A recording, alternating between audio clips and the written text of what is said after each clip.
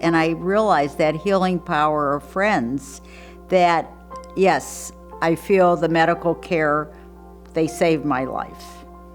But it was my friends that helped me rebuild my life.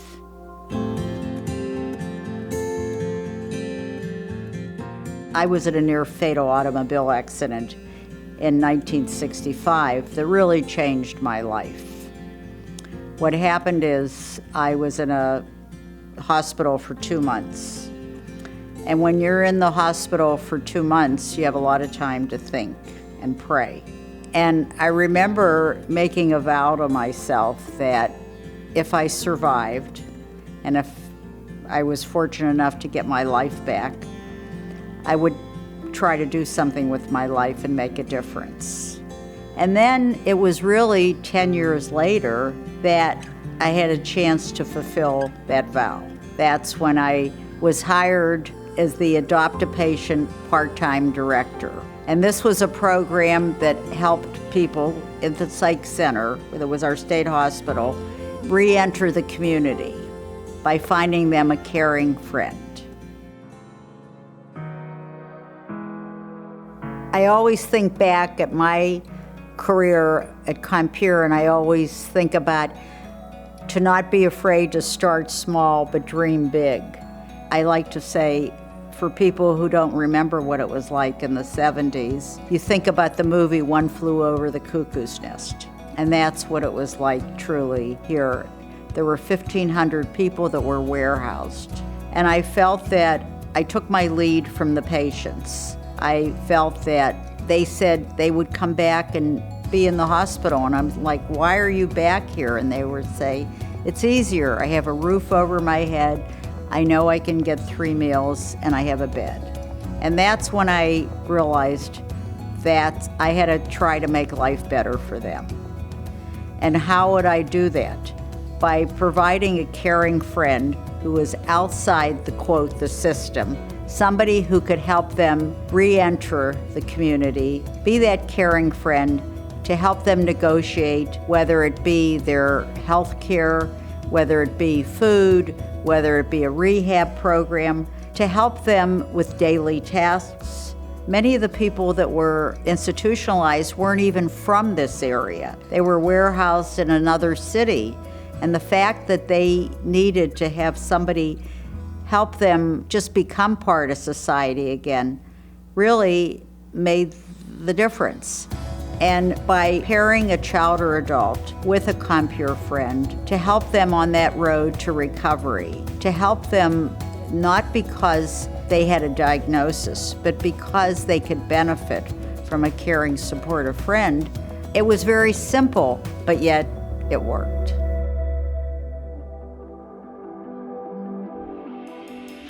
In the hospital those 2 months, I had a lot of time to think and pray and observe. And what I realized is how fortunate I was. My husband and I had no family in Rochester, but we were so fortunate to have wonderful friends. A day never went by without receiving a card, a note, a call, a visit from a friend. And I realized how many people were in that hospital who had nobody. They just were there without any contact. And for somebody who didn't have any family here, it was so important. And I realized that healing power of friends, that yes, I feel the medical care, they saved my life. But it was my friends that helped me rebuild my life. And I felt that that was so important to, especially to people with a diagnosed mental illness, because they usually have trouble making and keeping friends.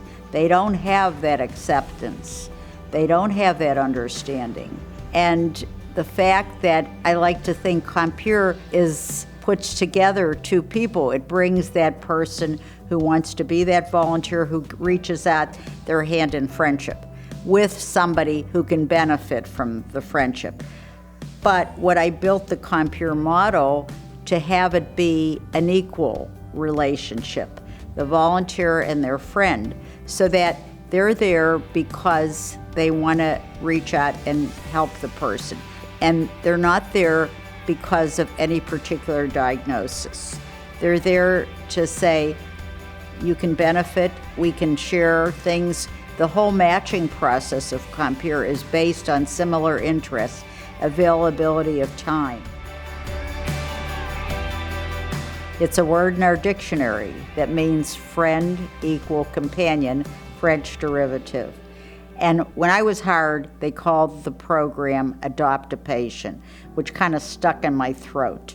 You know, if you're asking somebody to volunteer, you're not asking them to adopt the person. So I knew early on I had to change the name of the program if I was going to ever make it succeed and grow. But it was easier said than done. So I was looking for a word that would, you know, sort of personify that equal relationship. And sure enough, I was reading one day and there it was, Compeer, friend equal companion. Because mental health is not a sexy cause.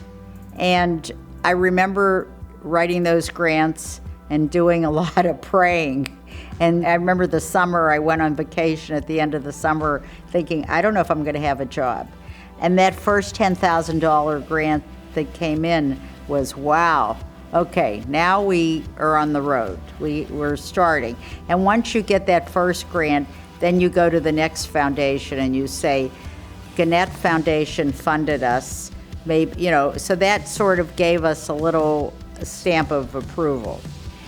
But my long-term goal, I knew foundations weren't going to be the answer forever. So I kept coming back to the Office of Mental Health, the county, and the United Way. That was the way the partnership existed.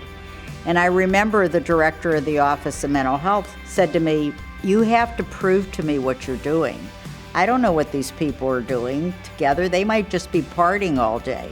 So I went to the University of Rochester, the clinical psych department, and they helped develop a survey that we then sent to the mental health professionals to say, is this volunteer really making a difference? And are they helping them with everyday living skills, helping them feel less alone, helping them in terms of possibly looking for employment?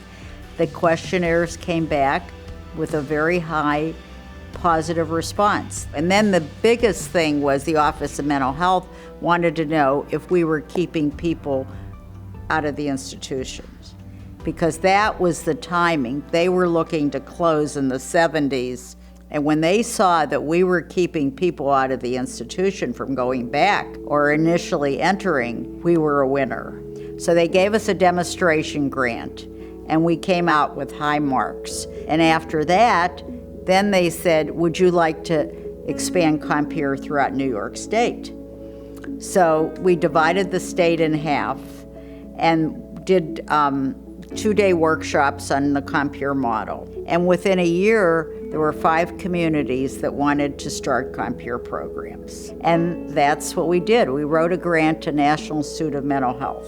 That grant made national news. It was 82 to 84, $150,000. And that was a big time when there was a change in administration in Washington, and they were totally closing out that department. So we made national news. It was on CBS Morning. I remember the lead-in, why is the federal government giving money to a mental health agency in Rochester, New York?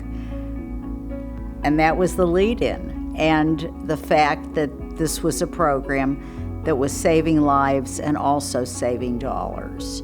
I always like to say Compeer is a non-political program. We've had everywhere from having Senator Bob Dolby, our honorary chairperson, to the late Louise Slaughter and Rosalind Carter being our friends on the other side of the aisle.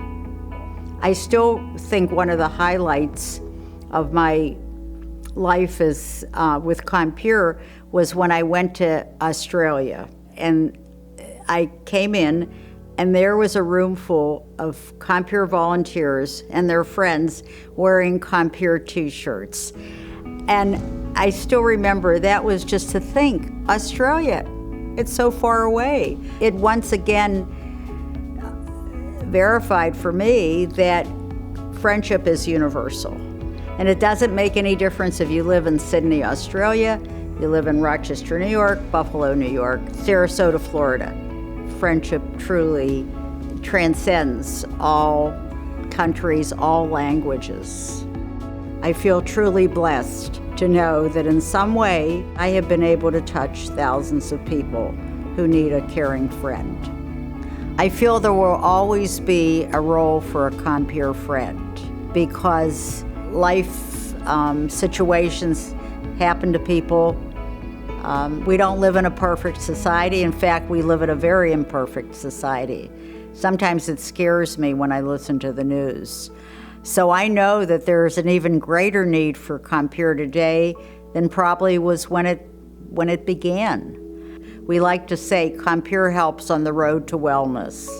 And I think if we can do that, then it'll be a bright future for people.